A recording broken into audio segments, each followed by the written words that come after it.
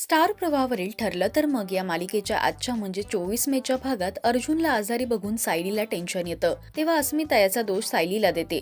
तेव्हा सगळेजण तू सकाळी कुठे गेली होतीस असा प्रश्न तिला विचारतात। तेव्हा मी कुसुमताईंकडे जात होते असं सायली सगळ्यांना सांगते। तर अर्जुन झोपेत सायलीचं नाव घेत असतो। इथे चैतन्य साक्षी विरुद्ध पुरावे गोळा करण्याचा प्रयत्न करत असतो। तेव्हा त्याला कपाटात गन सापडते।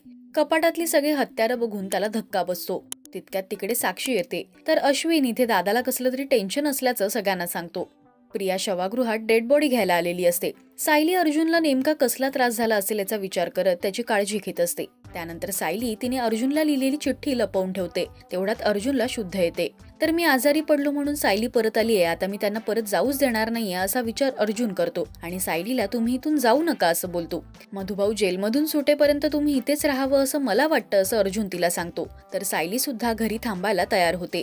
तर मधुभाऊ जेलमधून सुटल्यानंतर ते दोघे सुद्धा एकमेकांकडे त्यांचं प्रेम व्यक्त करण्याचा विचार करतात। मालिकेच्या आगामी भागात सायली, अर्जुन आणि चैतन्य साक्षीच्या घरात तिच्या विरुद्ध पुरावे शोधत असताना साक्षी तिथे येते। मालिकेत आता पुढे काय घडणार? पुरावे शोधताना साक्षी त्यांना बघणार का? अर्जुन सायली त्यांचं प्रेम एकमेकांकडे व्यक्त करणार का? या सगळ्या प्रश्नांची उत्तरं मिळवण्यासाठी पाहत राहा ठरलं तर मग सोमवार ते शनिवार रात्री 8:30 वाजता फक्त स्टार प्रवाहावर। मराठी टेलिव्हिजन विश्वातील बातम्या, अपडेट्स आणि गॉसिपसाठी तुम्ही सबस्क्राईब करा राजश्री मराठी शोबज।